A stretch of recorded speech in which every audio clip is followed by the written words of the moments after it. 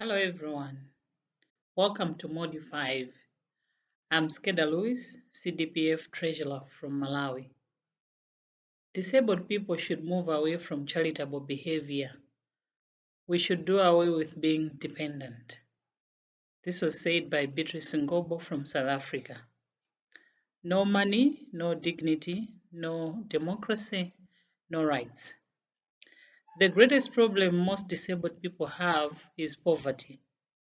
A disabled person with a job or an organization with money is in a far stronger position. Organizations of disabled people need funds to run campaigns, support members, finance the group's activities, represent the views of disabled people, and many more. Many institutions give funds to organizations to help them run projects and activities. Here we give ideas about funding strategy, how to raise and use money effectively. Unfortunately, far fewer organizations give funding for the equally important representative function. Organizations of disabled people need to have the skills to know where to go for funds, manage money well, budgeting and balance sheets, budget effectively, especially if running projects, that's project management, and have enough money to keep the organization running smoothly throughout the financial year and develop and achieve their goals and objectives. In this module, we'll give an introduction to this drawing, largely on the toolkit produced by Disability Awareness in Action in 1996. We'll also briefly examine new tools that are being developed for the disability movement to find out whether government in low and middle income countries are spending enough to implement the Convention on the Rights of Persons with Disabilities, the CRPD. We include examples that show at national and state level in India, government spending that which they undertook to spend. So first of all, ways to raise money. Well, we all know about that. Perhaps the first thing you can identify, you're a local DPO or a national DPO, and you've set out, as we've talked about previously, what the areas you're working in, your aims, and what you want to raise money for. The first thing you'll probably want to raise money for is to function. The basic things of functioning, such as postage, such as meeting costs, such as access costs, to make sure you have sign interpreting and captioners, easy read, and so on for your material that you produce. You'll have a budget for printing, because not everybody has access to the internet, so you'll need to produce in different formats, materials. Depending on what your aims are and what you're operationalizing those aims are, you're going to need money for that. So the first people we can approach for that are local companies who can either give cash or gifts in kind. So for instance, you might go to the local stationer's shop and say, well, can you give us 20 reams of A4 copy paper? We're a small registered social organization in your area, and this is what we do, and we'd like you to give us that. And they may well give you that. Or they might say, well, we actually have a fund for socially responsible things, and you tell us what you're doing, and if it fits in with what we have in mind, then we will give you a grant.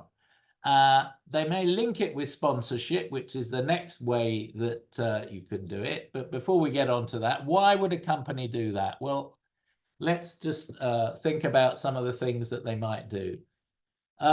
It creates goodwill. They get a good name in the community and in the area. They like to be linked with certain causes, to be seen as a good neighbor if it's near to where your base is, if you have a base in the local community, to create good relations with their employees. They think, well, these must be good employers because, look, they're giving support to the local disabled people's organization. To gain a higher media profile for the company because it's expected of them, because the chair or the managing director has a particular interest. Maybe they've got a disabled child, so that might be worth targeting people who are influential in the corporate structures around in your region or in your country, who might well be persuaded. And you might have to go and talk to them and schmooze them, as they say, to actually make sure. But you need to have a clear case of why you need that money. You might equally make a case and they say, well, we don't have any money, but we are prepared to, if you will have our logo on the side of a minibus, we're prepared to give you a minibus. And you would need to prove to them that you would use it a lot to go and transport disabled people to services, to your meetings and various things, and that their logo would be seen all around the community associated with your DPO. It may be that they would say, well, we'll sponsor your if you give us free advertising in your newsletter, if you go to 1,000, 10,000 people, then that's worth it for us. So, you know, we'll pay for the cost of printing the newsletter if you let us have the advertising. Another thing we can do is look for supporters who are influential people. Most DPOs have membership of people who don't have much money. That's part of the reason why we need to have our organizations, to get more of us to have decent living conditions, get into work, complete our education. And so it's unlikely that most of our members are going to be able to make much of a subscription. Other voluntary organizations, such as trade unions, were based, and political parties, on contributions from their members. But that assumed that those people were earning or had money and so on. So we represent a group that don't have much money. So for subscriptions, we can create categories of friends, associate members, ally organizations. And once we build up a head of steam, then those people will consider being linked to us through financing us. At the local level, people do go and spend money on things. They buy things, they go out for entertainment, they go and watch sports, they do other things. Why can't we be part of that? So we can do local fundraising events, particularly the smaller DPOs in the local area. So, for instance, you could have fetes and carnivals, firework displays, community festivals, picnics, outings, discos, coffee mornings, games, evenings, bingo, concerts. These could be for your members, but they could also be for members of the community, and it might teach them something about accessible and inclusive events, because most DPOs, particularly if they're national umbrella organizations, should be funded by their governments, because remember, Article 4.3 and 33.3 of the UNCRPD says that governments need to consult with representative organizations. Well, how do we become representative organizations? We need to be able to get out and talk to our members, do surveys, focus groups, questionnaires, and so on, and that requires money. So if they want us to be a representative voice, they should really do a subvention on their national government funding, maybe only 0.01%, but that might give us 50, 100,000 euros, dollars, pounds, whatever the currency is, which would be sufficient to run a base, develop the basic core things, employ the core number of people. And there are grants at a local level from local councils, municipalities, national governments, but also organizations in the richer part of the world. So the United States aid gives the greatest amount of aid in the world, followed by the European Union, followed by the UK government, and then Norway, Scandinavia, Denmark, Sweden, and a number of other countries have particular grant giving.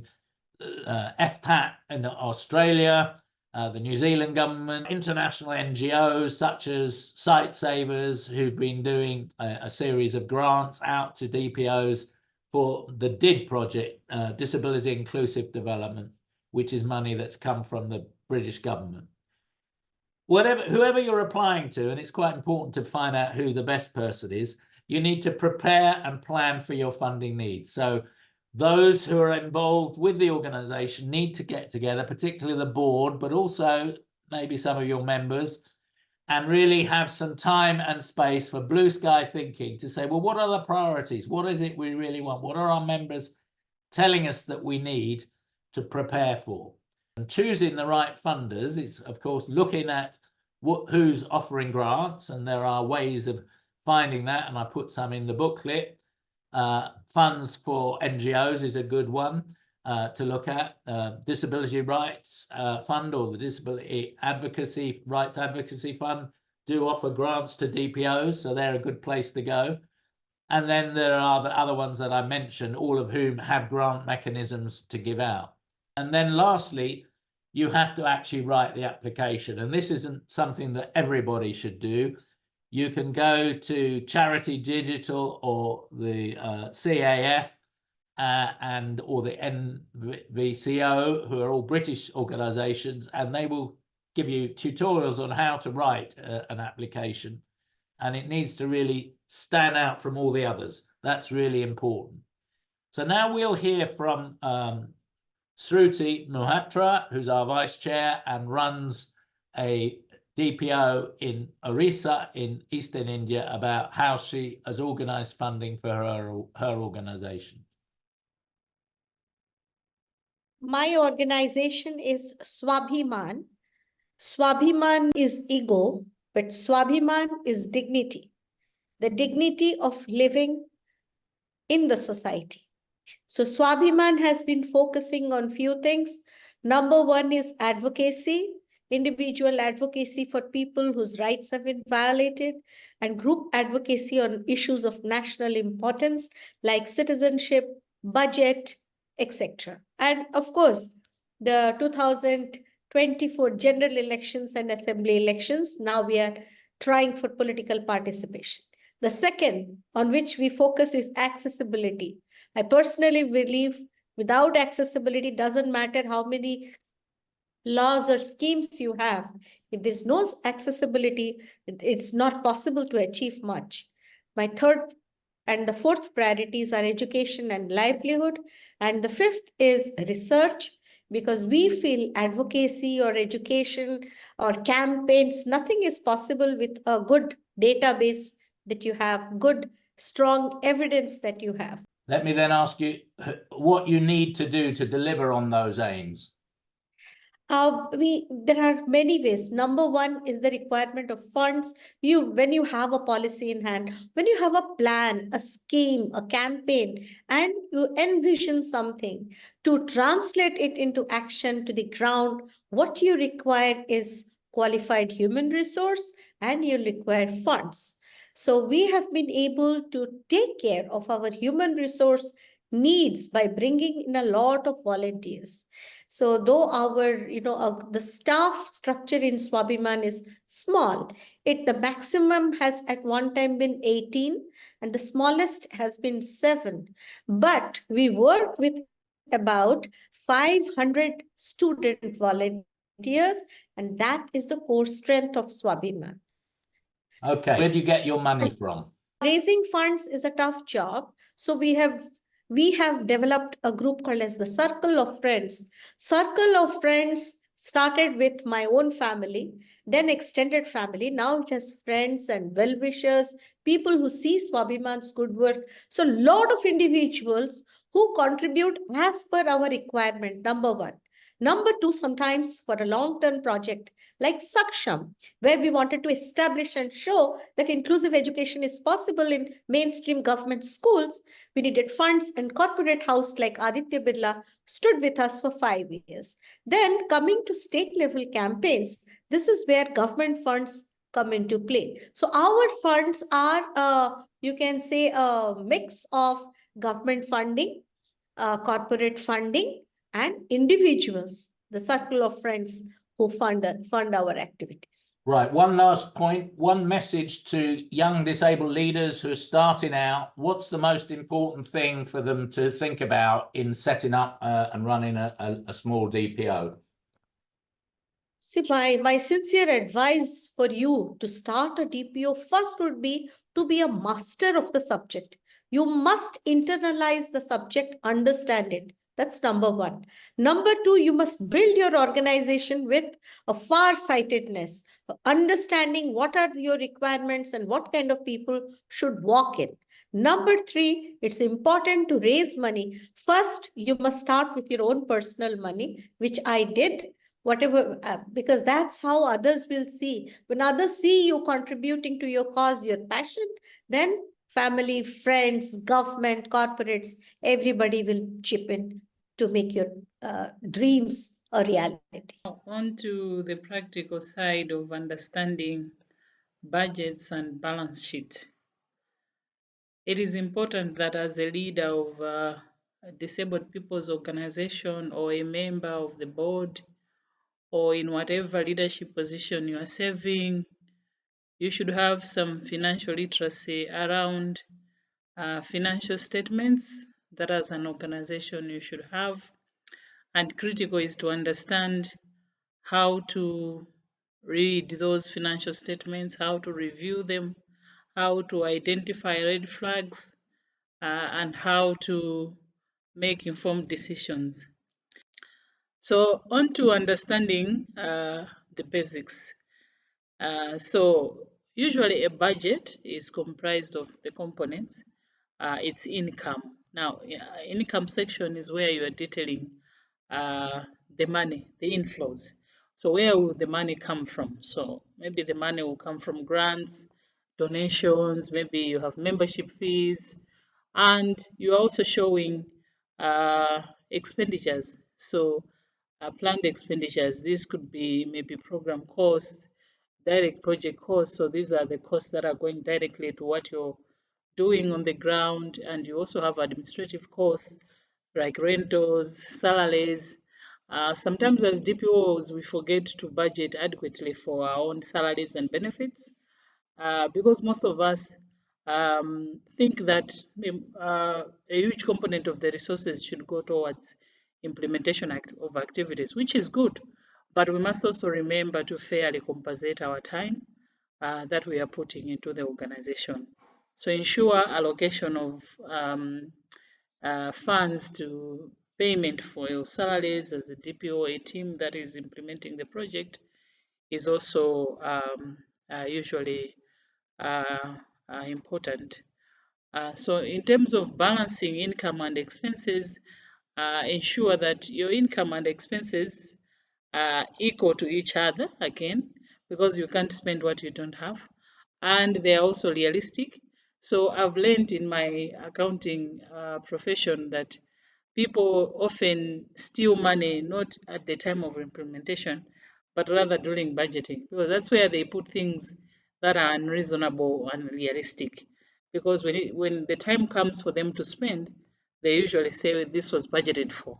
So it's very important that we ensure that our budget line items are realistic, and also ensure that the budget is aligning to your organization goals or strategic goals. So if you have a strategic goal, if you have a strategic plan as an organization, you want to also ensure that the resources are aligned to what you want to achieve, because it's only by aligning the two that you realize what you want to do. So in terms of reviewing, if a budget is presented to you, for example, maybe you are writing a proposal and then your finance person has prepared a budget, you don't have any financial background, you don't understand the figures, how are you going to review that budget to make sure that what is submitted to the donor or what is submitted to whoever has requested you to submit is okay? So first and foremost, you have to ensure that the income that has been put on the budget is actually the income that has been approved by the donor.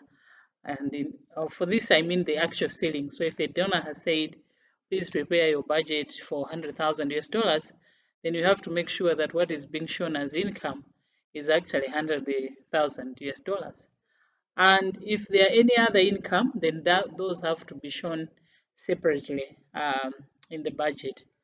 And also you have to make sure that there's the allocation of program costs and administrative costs.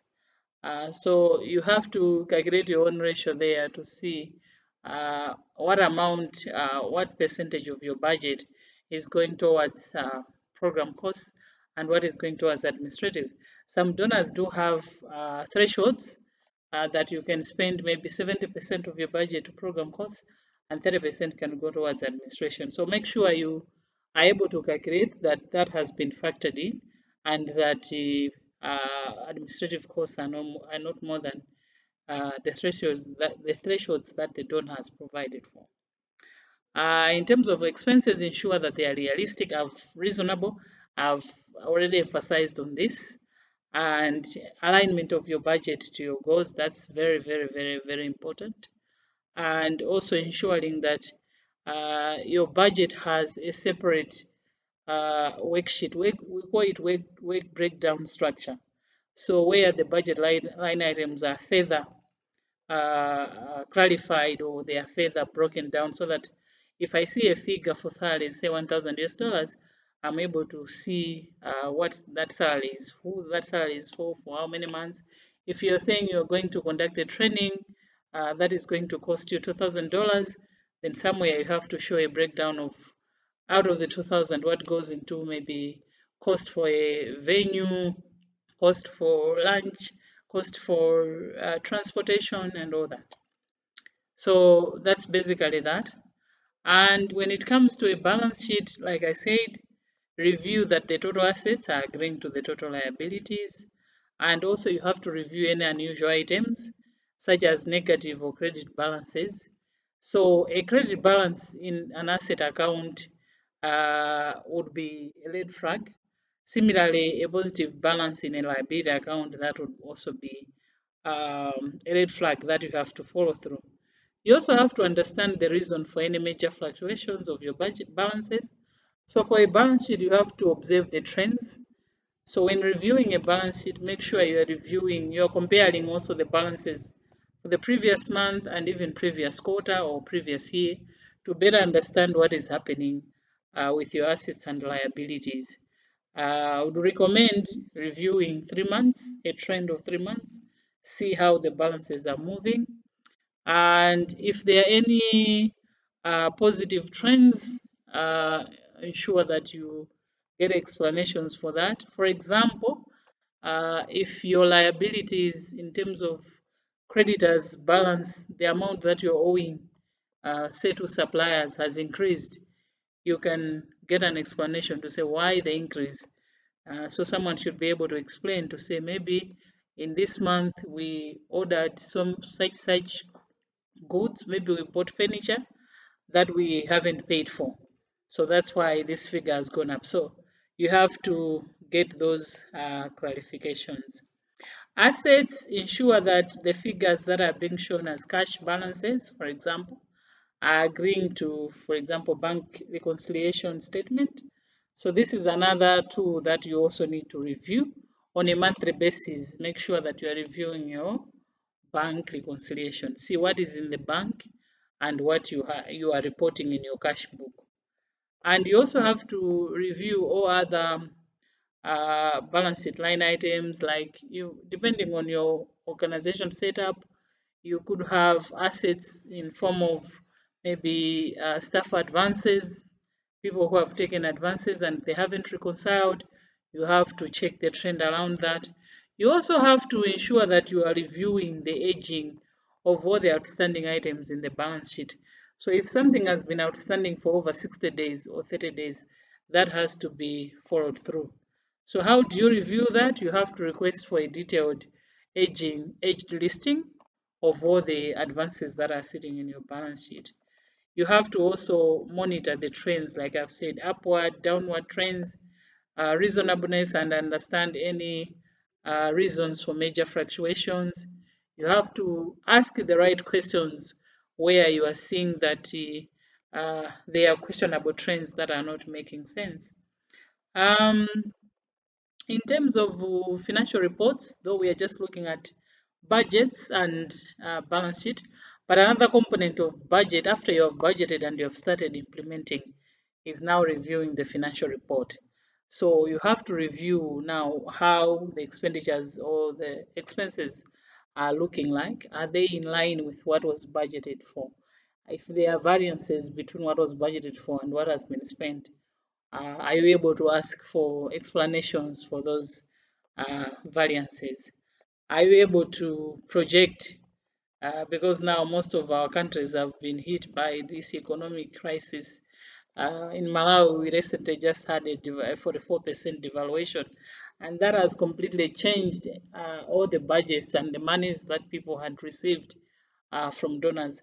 So you also have to be seeing what is happening in the operating environment. What are the risks? What are the changes that are affecting your budget? And keep on incorporating those. Red flags in the budget could be overestimating income. Maybe you could put more income. Like I've said, you have to be within the ceiling of the approved budget. You also have to include a cover memo, details of the makeup of the budget. You also have to ensure that all expenses are within the approved budget. And I did include an example of a budget and what a correct and an incorrect budget would look like. So, for example, a correct budget, like on the income side, it will clearly categorize sources with realistic projections. So, realistic projections could be what you have been communicated to as your budget. And inaccurate budget would just show lump sum with no work breakdown structure, with no details, with nothing. So that budget needs to be corrected.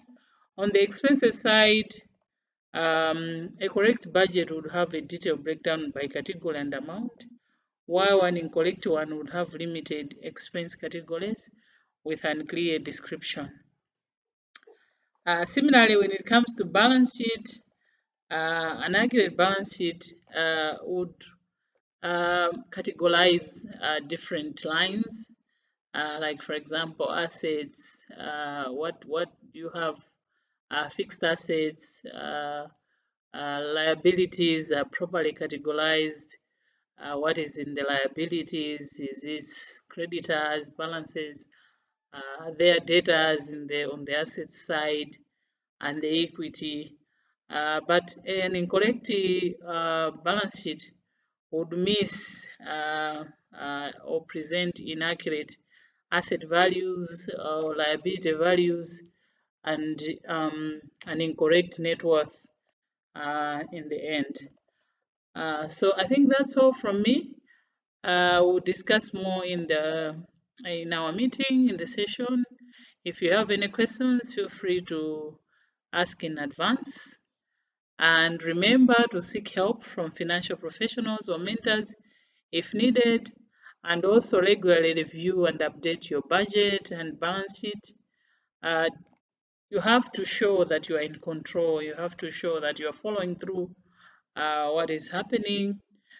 Use these tools to make informed decisions and achieve your organization objectives. Financial literacy is a journey, not a destination. Keep learning, keep asking questions, and keep making a difference. Thank you. Okay, so thanks very much, Scada, for giving us the detail on the balance sheet and the budget and what you need to look for. Most of you don't need degrees in accountancy or anything like that to be on an executive board. You just have to be able to ask the right questions and understanding the basic principles that Scada has told you. And Scada is our treasurer, so she should know. So one of the big things is if you're successful in getting a grant, and these grants are for projects. I mentioned about core funding before, which we want, but unfortunately in the survey we did of most of our members, we found that most of them were surviving on endless project funding. So this meant that they were on a treadmill of putting in project applications to various NGOs and government departments and international government agencies such as the UNDP and so on to get money. And this is different to the core funding needs. So you have to, first of all, look at what is necessary for project management. And this needs, we need to understand what's involved. And I'm going to look at the diagram now, diagram 1. So first of all, we need to identify where there are discrete projects needs that we could actually manage. So we have to have the capability. We may need to employ some people to do, if we get a grant for 2 or 3 years, we may need to employ people on a short-term contract. So we have to have the facility to be able to do that. We have to be able to pay their taxation, their insurance, and so on. We have to risk assess the situation so that they won't be in too much risk and give them a job description. So we need to have all of that infrastructure in place if we're going to ask for staff to do a particular job. It may be that we don't do that. We maybe are just going to fund people from our volunteer base and just pay them pro rata something, or we're not going to fund them at all. We're going to buy some equipment to educate people, maybe some computers, projector and things like that if it's an education project, but it still will need to identify what it is. Then we'll need to formulate the parts of it that we're going to be going through. And then once we've got the money from the funder, they're going to want us to report back to them at different stages. They don't just give you the money. They usually give it in 1, 2, 3, or 4 bits. And on each bit, there will be requirements to be met. So you need to keep data of the implementation that you're doing. You just don't go out there. You actually keep exit survey of people who've been at a meeting, for instance, how many people went, who were they, how many men, women from different tribal groups, minorities, the range of impairments that were covered, what was the subject matter that you were dealing with, and so on. If it was the education model that I talked about, if it was providing more services to the community, how many young people who are out of school you've managed to get into school, working with schools and the community and so on. Or it might be how many people who are disabled you've actually managed to get into employment and so on. So you need to keep data on that by monitoring. And then once you've looked at the quality of that data that you've got, you have to evaluate how successful has that been. So you might have, if you had a 3-year project, you might have 3 rounds of monitoring and evaluation or 6 rounds of monitoring and evaluation. And so you can see that project management is really important, and there are certain skills that are needed, an understanding of statistics, some basic research, a little bit on accountancy, record keeping, and also being able to communicate with people so that you're building up allies, supporters, clients, people that you're going to work with. So now we're going to hear from Ganesh Singh, who will introduce himself, but is on our executive and is from Guyana, about project management there. He's in charge of project management at their national organization. Thank you very much, Richard. I'm Ganesh Singh, and I'm the program manager of the Guyana Council of Organizations for Persons with Disabilities. We're CDPF's member agency in Guyana, and we're a consortium of 24 disabled people organizations from the various parts of Guyana. So we're a national representative body for persons with disabilities, and we're seen as the go-to organization as it relates to disability matters. Obviously, first of all, you've got to secure the funding. So what are your tips on securing the funding? Definitely. We've always had to competitively bid in most cases for projects. And what we do, we have a lot of ideas, we do a lot of surveys among the disabled community. And at the same time, we also have consultations with our member agencies. So we know what the needs are. We know where the gaps exist. Mm-hmm. And as a result, we then, have these concepts, these ideas that, we formulate among our team members and our committee and so forth. Then we move to the stage of fleshing those concepts, those ideas out into a bit more. We then, sit down and say, here, what? We want to do a project on teaching science, technology, engineering, and maths, robotics to children with disabilities. Mm-hmm. Who will we target first? Are we going to do a pilot, or are we going to go to all the special education needs schools? So once we flesh out what we want to do, how we will do it, we then put that down on paper. We then develop our main goal, our objectives, our specific objectives, to say that we're going to train 100 children with disabilities in STEM robotics over a 6 months period. We're going to ensure that they're provided with robotic kits. So we put all of that down on paper. Then we ensure that we have all the bases covered. What time frame we're going to do this work within. Who will assist us in implementing this? Do we have the necessary human resource capacity, or do we need to liaise with external facilitators, external agencies? So once we know all of that, we incorporate that into our proposal, which in most cases, people don't want to see anything elaborate because we do a lot of concept notes unless it's an organization with a specific application form. So, we ensure we put our rationale, based on the need, our specific objectives, what we will do, how we will do it, who will do it with, and then we tie in a budget, which is most important. Our budget is directly related to our objectives and our project activities. So we're not going to teach them robotics and then we're going to budget to buy 2 video recording cameras, which we can explain in the summary or justify that. We try to put things that are related to the implementation of this project. And once we get this developed, we send it around our team members, refine it, and then we go to prospective funders. All right, we have a list of funders. We always do this. Every time we see a new company pops up, a new agency, we add them to a list of donors. So then we say, all right, this might be the best agency. We've heard based on, press releases or different media publications, they're working in this area. We send that to them. More times than not, we try to have a meeting before to establish a relationship, and then we provide the proposal or the concept note. That's how we work with the private sector.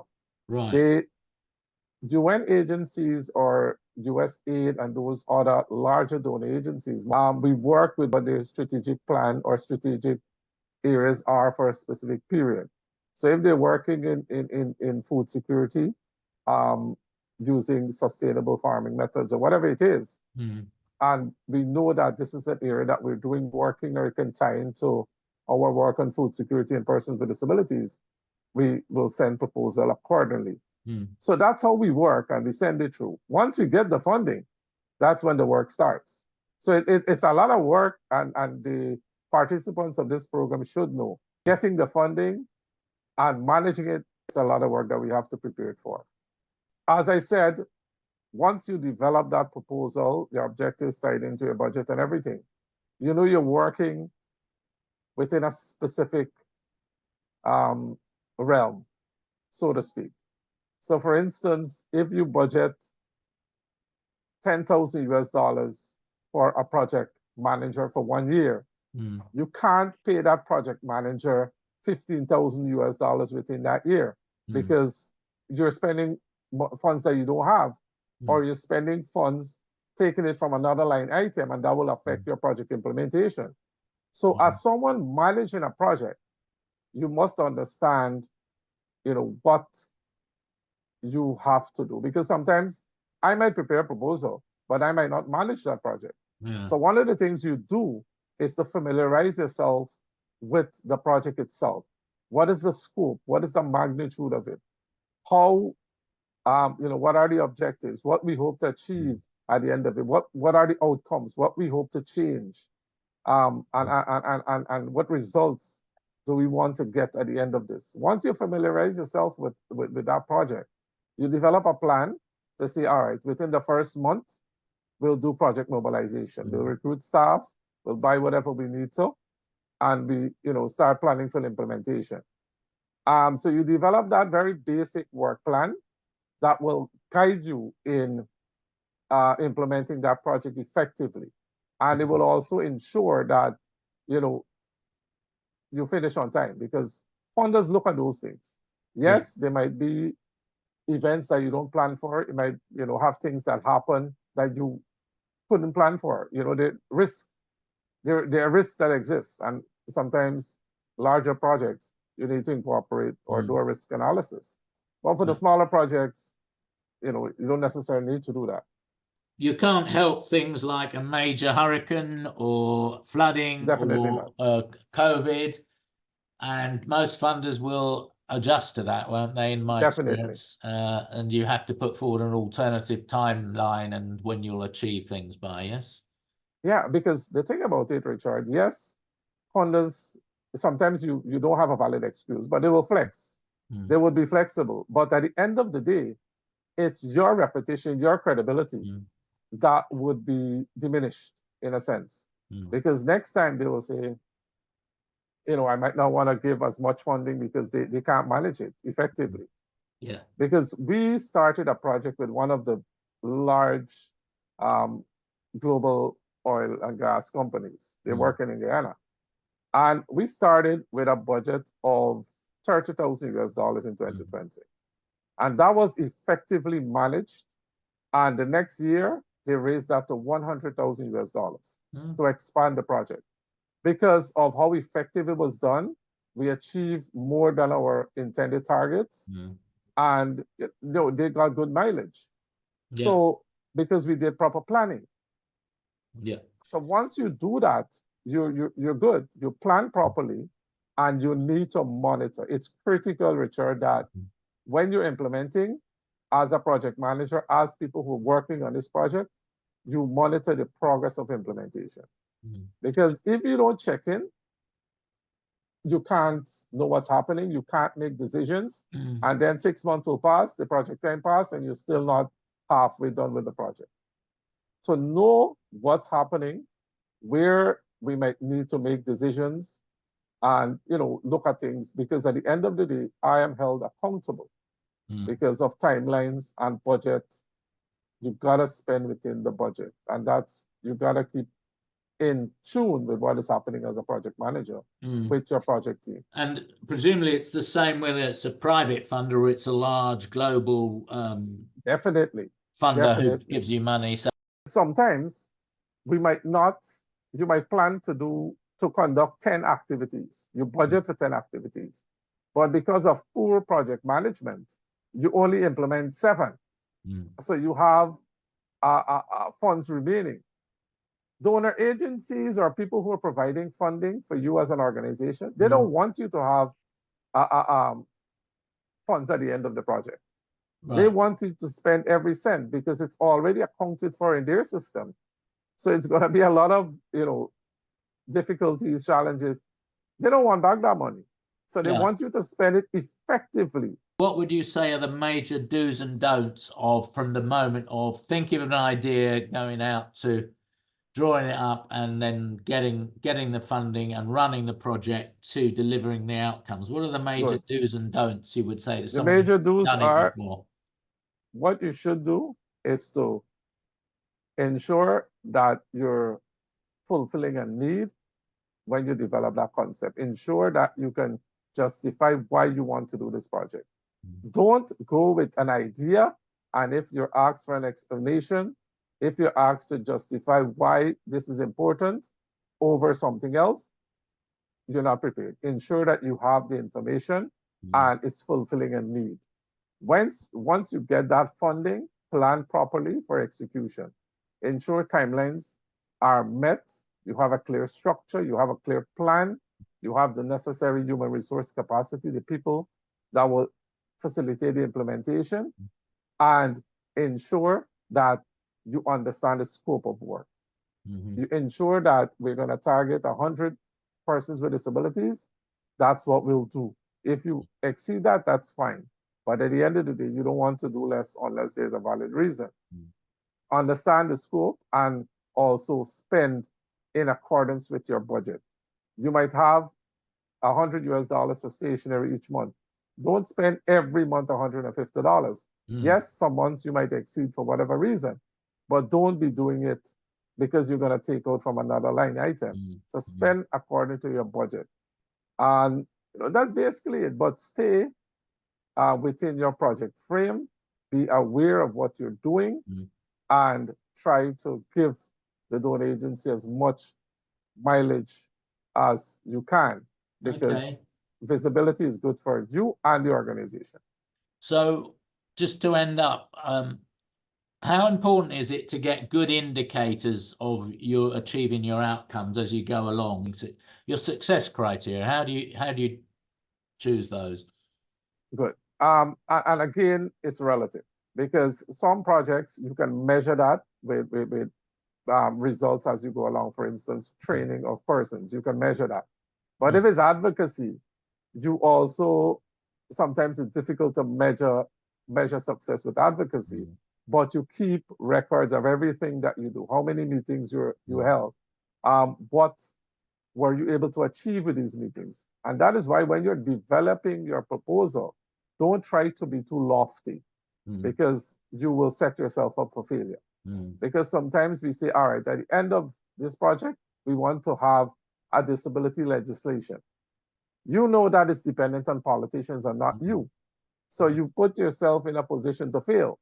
But you say, all right, we'll conduct 20 consultations with policymakers. We will ensure that there's a draft legislation because you can draft it and give it to them. You've achieved your target. But don't set yourself up with lofty goals. You're going to fail. Have you ever worked with, say, in a university or something like that, and a joint thing? Is that a useful thing to do? And how do you work with different partners? Good. That is a very important, Richard, and I'm glad you asked. It is very, very important for you to associate yourself and attach yourself with reputable and credible agencies. It helps to build your credibility and visibility as an organization. And we've been doing that over the years. We've partnered with the University of Guyana. We've partnered with researchers from York University out of Toronto.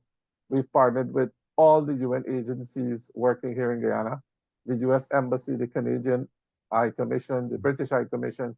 So we partner with them on small projects, small initiatives, but when people see you're associated with people of repute or people of certain influence in society, then they'll say, all right, these people have some level of credibility. I just want to say that we as disabled people organizations, we as advocates, if we're passionate about the work, we also, we might be passionate about advocacy, but we also need to be passionate about fundraising and project management. Because sometimes we are in small countries with small pool of funding, so we can't have different persons in different roles. One person might need to do, fulfill all of those roles. So we need to be passionate about it, and we need to understand our survival is dependent on donor agency funding, and we need to effectively plan and manage our projects. Very much, Ganesh, for giving us in detail of the successes and the traps of project management. I wanted to take us up a level here to not looking at our DPO budgets, but looking at the budgets that are available in our countries and in our local municipalities, local government, that politicians have said will be allocated for implementing our rights. Now, with the exception of Tonga, every country in the Commonwealth has ratified the convention, which means that they have to do what the convention says, and they certainly shouldn't be doing anything that goes in the way of it.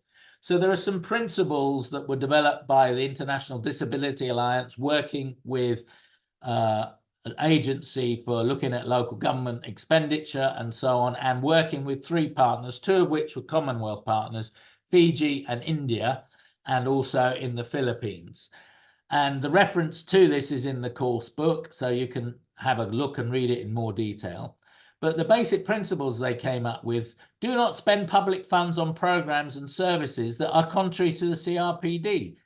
And this is something you can all agitate and do things about, such as building more special schools or more social care institutions. They are not allowed, or indeed sheltered workshops for employment. They're all out as regards the or institutions for people to stay in with mental health issues. All of those are out as regards the convention. Ensure that all public spending across ministries and levels of government contributes to inclusion, including development assistance. For instance, accessibility in all publicly funded new infrastructure, transport, information. If they're buying a new fleet of buses in a city, let's make sure that they're accessible, but because we're attached to green principles as well, let's make sure that they're green and accessible. Accessibility requirements in public procurement. Something like between 20 and 16% of the government budget in every country is on public procurement, buying things from the private sector for use in the public sector, buying computers for children in school to use. Let's make sure that those computers have the latest software to make sure that everybody can access what's on there, that JAWS as a software is there on them in the schools, so any blind children come along, it's not a big deal, it's already built in. Similarly, lots of other programming things.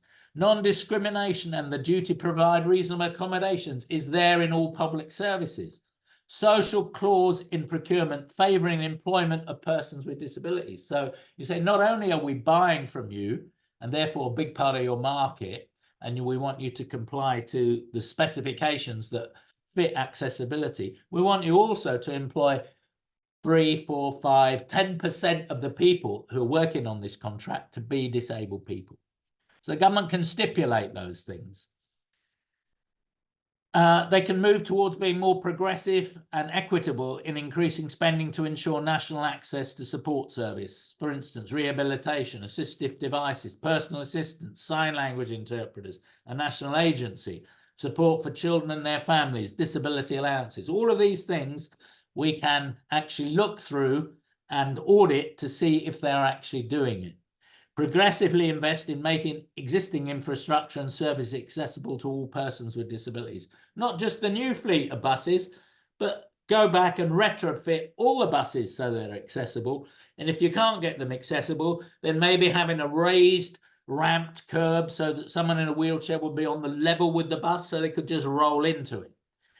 Collect and disseminate data on budget and outcome of publicly funded programs and services. How much is actually being given to implementation of disabled people's rights, and make sure that behind all of that, there are places where the representative bodies, us, the DPOs, are being consulted, not just for people like blind or wheelchair users or deaf people, but also for neurodiverse, people with mental health issues, people learning with the wide range of impairments. So that's what this project was looking at. And I now go on to slide 3. And this is the basis of what they're looking at. If you think of how the funding that government and or local authorities use is built up. So central, in the middle there, you've got central and local government budgets. First question, has there been meaningful consultation with DPOs? Second question, is the funding and the amount of money that they're given to people to implement the rights under the convention, is the data being collected on that? Now, into that comes international resources, because governments too get international aid, but also domestic resources which come from the tax base. And in most of our countries, the tax base is too low. And where there is tax to be paid, there is corruption on it. If that tax base is too low, then we will not get the services that we need. So we need, as DPOs, to be working to increase the tax base and the tax take. Interfering with that are new barriers in the environment, which are always coming along when there are programs, and ordinary services and programs for disabled people, which are undermined and undermining inclusion. And that may well be that the professionals who allocate resources haven't had disability equality training, don't talk to disabled people, and therefore allocate resources in the wrong way.